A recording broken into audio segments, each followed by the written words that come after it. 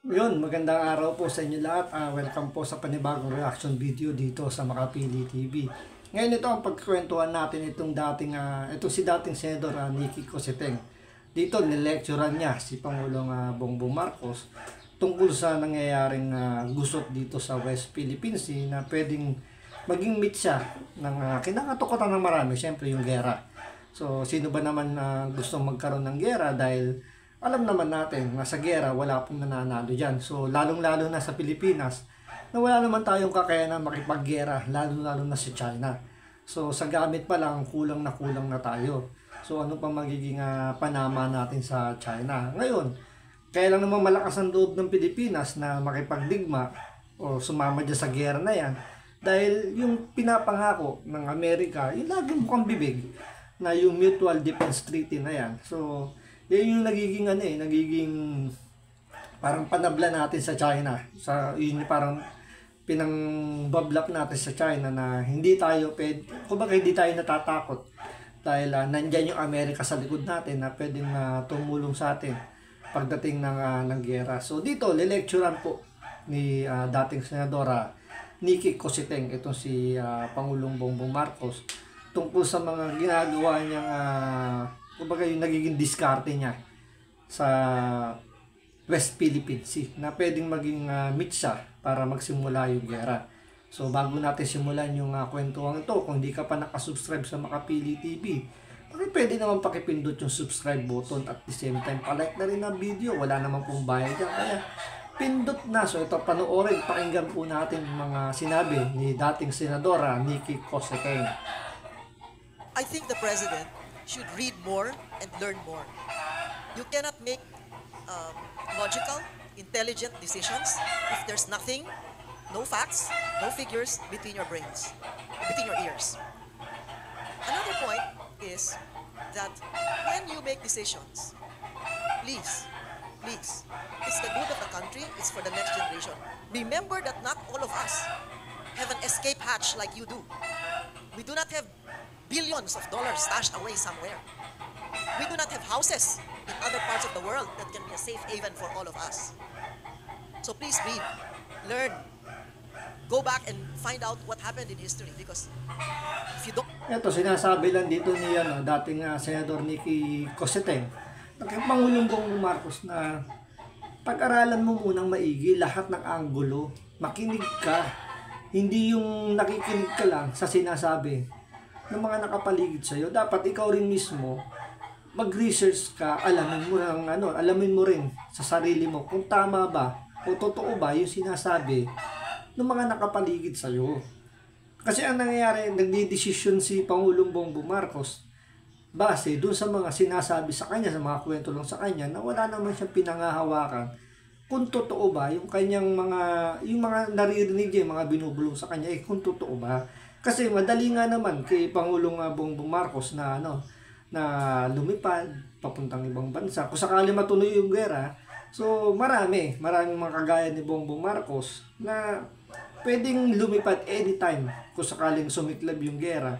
So dahil nga sila may pera sila, meron silang mga bahay sa iba't ibang bansa na pwedeng lipatan agad-agad. Hindi kagaya nating mga mahihirap na maiiwan dito sa Pilipinas. Halimbawa, magsimula yung gera talaga na yan, tayo yung may iwan dito tayo yung may ipit. So habang nagkakanya-kanya ng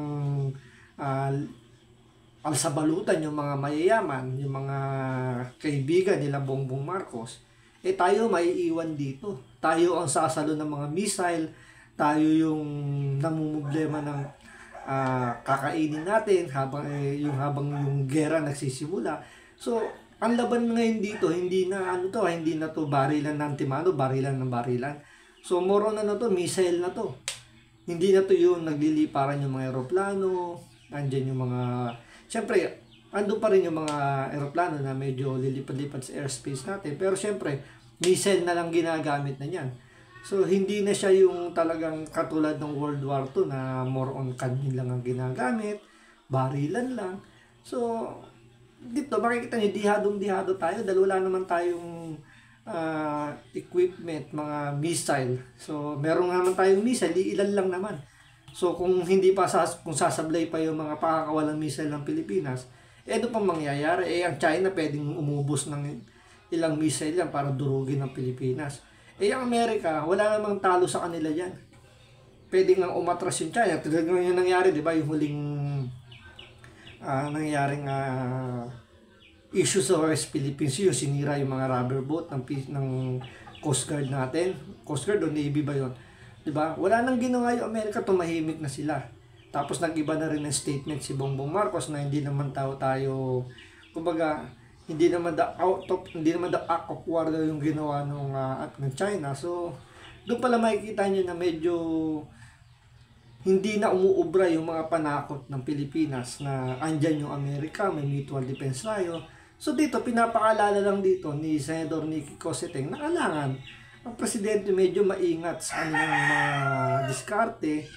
Laging siyang dapat may hawak siyang facts. Hindi yung nakikinig lang siya sa bulong-bulong ng mga nasa paligid niya na alam niyo yun na may sariling interest lang diyan sa nangyayaring kumbaga sinasamantala yung yung issue ng West Philippines dahil meron silang kapakinabangan diyan. Lalo ni Amerika, syempre nabubuhay din yan, malaking factor yung giyera sa kanila dahil dyan sila kumikita sa pagbebenta ng mga armas, alam niyo yun, di ba? Baka nga utangin pa nga ng Pilipinas yung armas na yun dahil wala naman tayong pambili. So, siguro, yun yung siguro nagiging isang dahilan bakit medyo lumalamya na ngayong Amerika ngayon sa bibigay ng mga statement na nasa likod lang natin sila dahil alam siguro nila na wala tayong budget para sa pagbili ng mga armas. So, dapat lang maging maingat si Bongbong Marcos pagdating sa issue ng West Philippines kasi pag nagsimula yung gera niyan, sigurado kung ngayon pangalan, di ba, hirap na yung Pilipinas sa inflation. Ano pa kung sakaling madurog yung Pilipinas? So, saan tayo kukuha ng panggasos pang araw-araw? Siyempre, yung ekonomiya natin bagsak dyan. So saan tayo kukuha ng kakainin natin? So paano na yung buhay ng mga mahihirap na Pilipino? So gaya nga sinabi dito ni Senadora Nicky Cosseteng, marami silang pera. Anytime pwede sila lumipad ng ibang bansa at pwede silang mamuhay pa rin ng sagana kasi nga may pera sila. Paano tayo maiiwan dito? Yun yung punto niya rito. Don't know it, or you don't want to know about it, then you're just bound to make the same mistakes or commit the same mistakes. So remember, we 115 million Filipinos are stuck here. You have the freedom to fly anytime you want. You can have all the jets. You can buy all the houses, the palaces, the mansions that you want. And all the spending money that you could not even finish in how many 100 lifetimes. Please, don't make us look like fools and maawa naman kayo sa Pilipino. Kayo, walang problema Marami kayong bahay sa ibang bansa. Pera. Madali kayo lumipad. Ginawa nyo na yan Lumipad na kayo O, di ba? So, yun lang ang aking masasabi. Kawawa naman po kami. At hindi lang mahihirap ang kawawa. Yung middle class, na paunti-unti nawawala. Yung kanilang pinag-ipunan dahil lang naniniwala sila dito sa mga propaganda, sa mga trolls, sa... Totoo yan. Ang medyo magiging pinaka-devastated dyan, yung mga nasa middle class na nangangarap. Diba? Paano kasi iba dyan, nagpupursige na may angat yung buhay nila, na baga nakakapagpundar na sila ng mga pinapangarap nilang sa buhay nila. Siyempre, diba, yung bahay, kung ano man yung mga ano pa. So, tapos bigla magkakaroon ng gera. So, devastated talaga. Hindi nila mapapakinabangan yun. Pwedeng mawala ng isang iglap lang dahil sa gera na yan. So, may punto yung sinasabi rito ni dating Senadora Nicky Cosseteng na paano naman kami, mga na may iwan dito, na samantalang kayo, anytime, pwede kayong lumipat. Paano kami? Kami na may iwan dito, na paano naman yung ikabubuhay namin? Na baka kami pa isabak nyo sa gera, syempre, di ba? Ang susunod na dyan, kung sakaling mangailangan sila ng dagdag na sundalo. So, yung mga reservists, yung mga ordinaryong Pilipino, pwede lang hugutin yan para lumaban. So, paano naman yung pamilyang may iwan dito ng mga sabihin natin mga sasama doon sa digmaan na yan. Halimbawa, yung mga ganun na mangyari. So, paano yung maiiwang pamilya? Di ba parang maawa naman daw kayo. Kasi, di ba, yung kagad isipin mo, paano naman yung mga mahihirap? Paano naman kami? Di ba? Maawa naman kayo na kami pa yung isasakripisyo nyo dahil sa kagustuhan nyo lang makipaggera sa China. So, malaki yung punto dito ni dating Senador Nicky Cosseteng na nangyari na design nyo dati na nakalipad kayo ng ganun-ganun lang na hindi man lang kayo nakaranas ng hirap sa ibang bansa kasi meron kayong property dun eh. May pera kayo eh. So, hindi kayo nahirapan sa pag-adjust. So, pwedeng maulit-uli yun na anytime pwede kayong lumipad dahil may pera pa rin naman kayo. Nasa pwesto pa kayo. Pwede kayong bigyan ng kortesiya ng bansang pupuntahan nyo dahil presidente kayo. Eh, paano naman kami mga maiiwan dito? Di ba? So, sana maging tong sinabi ni dating Senador Nicky Cosseteng kay Pangulong Bongbong Marcos, sana umabot to para kapapano magkaroon siya ng dagdag na kalinawan sa kanyang pag-iisip na huwag na isakripisyo yung mga mahihirap nating kababayan. Tayo mga maiiwan dito kung sakaling matuloy yung gera na yan. Mga TikTok, hindi po yan ang kailangan namin eh.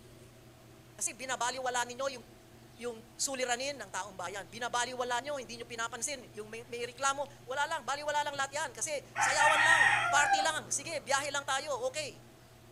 Okay lang sana kung maunlad yung bansa natin. Ngayon, meron... Ito, pinupuna rito ni former Senator Nicky Cosseteng yung mga naging gawi ni Pangulong Bongbong Marcos. Diba, nung pag-upo pa lang niya sa pwesto, sa kanya pagiging presidente, puro bakasyon na yung nangyari. Pero although sinasabi nila, ano daw yun?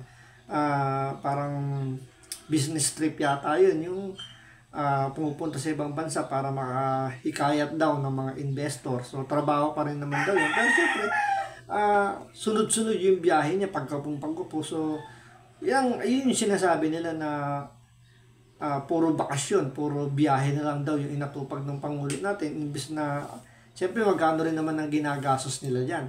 Hindi naman yan mumurahin lang. So, yun yung pinaka naging puna dito nila dating Senadora Nicky Cosseteng.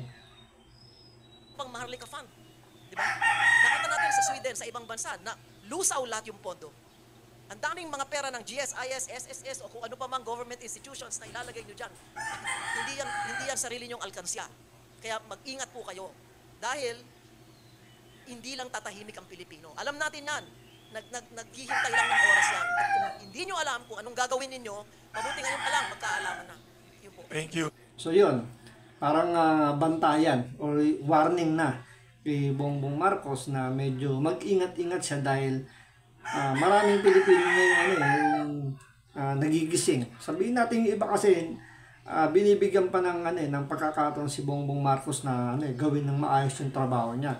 So, pinunto pa nga niya rito, di ba, yung Maharlika Investment Fund na sinasabi nga daw na wala nga daw tayong pera. Pero kaya magdabas ng mga GOCC, yung mga bangko ng gobyerno, ng napakalaking halaga ng pera para i-invest. Nagbigay na nga siya rito ng mga example ng mga bansa na nalugi yung kanilang investment dahil dun sa foreign investment na yan, nalugi yung kanilang ipinuhunan. So same thing din yung mangyayari sa Pilipinas. Na parang sabi nga niya, parang feeling niyo alkansa niyo yung mga bangko na maglalabas ng pera na ganun-ganun lang kung sakaling maubos yung pera ng mga yan is ayos lang. Diba? Kasi parang hinuhugot niyo lang, hindi nyo sariling pera yan tapos i-aksehin nyo lang sa investment fund.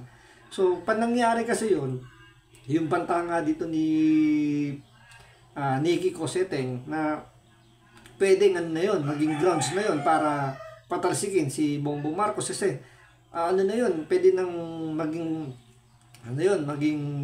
part na rin ng corruption yun. Siyempre, kumbaga sinayang yung pera ng taong bayan sa walang kakwenta-kwentang investment na marami na nagsasabi na hindi yan